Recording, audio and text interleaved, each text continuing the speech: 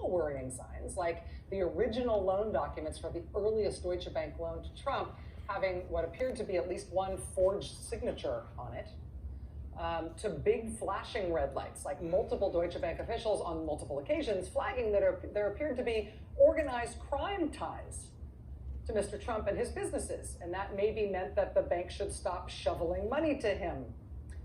There's brand new reporting in the book that over the course of Deutsche Bank's 2-decade involvement with Mr. Trump, they repeatedly lined him up with wealthy Russians who were looking to park a bunch of cash, Russian cash, in Western real estate entities. That resulted in apparently a lot of Russian money of murky origin finding its way into Donald Trump projects in places like Hawaii. I'll read you a little piece from that from the book. Quote, when he partnered in 2006 with a Los Angeles developer to build a Trump-branded resort in Hawaii, Deutsche Bank organized get-togethers in London and elsewhere to connect Trump and his partners with wealthy clients who used anonymous shell companies to buy blocks of units in the sprawling Waikiki hotel complex. The bank played much the same behind-the-scenes matchmaking role when Trump sought to drum up interest in a planned resort in Baja California in Mexico. In both cases, Deutsche Bank steered very rich Russians into the Trump ventures, according to people who were involved in the deals. And this was just a couple of years after American regulators had punished Deutsche Bank for whisking Russian money into the US financial system via Latvia. Quote, some executives at Deutsche Bank had discussed the potential pitfalls of the Trump relationship, and they were worried. It was not only the not insignificant risk that Trump would default on loans. The bankers also knew how filthy the New York real estate industry could be. They talked about Trump's well-documented ties to the organized crime world and the possibility that Trump's real estate projects were laundromats for illicit funds from countries like Russia.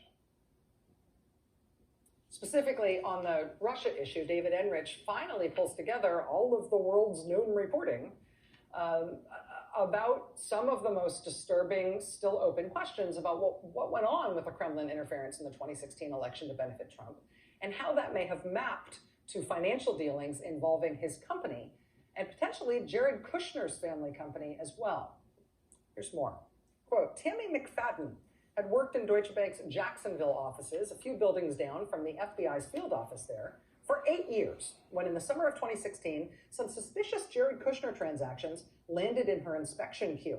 Deutsche Bank's computer systems automatically scanned thousands of transactions every day looking for any hints of impropriety, and then sent those flagged transactions to experts for review.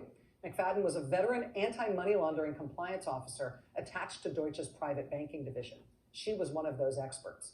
In early 2016, McFadden had noticed that many customers of Deutsche's private bank, including quite a few of Rosemary Vrablich's super rich clients, didn't have the proper documentation attached to their accounts. This was especially problematic for customers who were classified as politically exposed persons, a designation that's supposed to subject them to extra vetting because of the heightened risk they could be involved in bribery or other public corruption.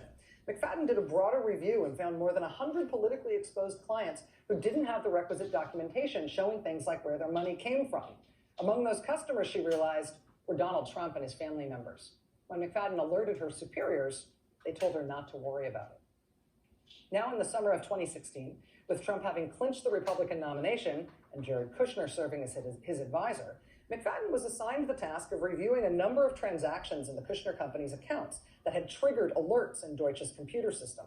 Right off the bat, she could see why the transactions had tripped up the software. Kushner's real estate company was moving money to a number of Russian individuals. McFadden did some research, looked into the recipients of the money and into the Kushner company's history of moving funds overseas, and concluded that the appropriate response was for Deutsche to file a suspicious activity report with the arm of the Treasury Department responsible for policing financial crimes. This didn't strike McFadden as an especially close call. She typed up the report and sent it to her superiors. Quote, word traveled back to McFadden that her report was being killed by managers in the private bank. McFadden was pretty sure this was an example of the private bank trying to preserve its lucrative relationship with the Kushners and therefore the Trumps at the cost of not adhering to anti-money laundering laws. Ultimately, in April 2018, McFadden was fired, but she had found something important. The Kushners, with their long-standing ties to Deutsche Bank, were moving money to Russians at the same time that Russia was interfering in the American presidential election, trying to tilt it in favor of Jared Kushner's father-in-law. It was hard not to be a little suspicious. What exactly were the purposes of the transactions that McFadden had spotted? What did they show about the interests of Kushner, Trump, or his presidential campaign in Russia?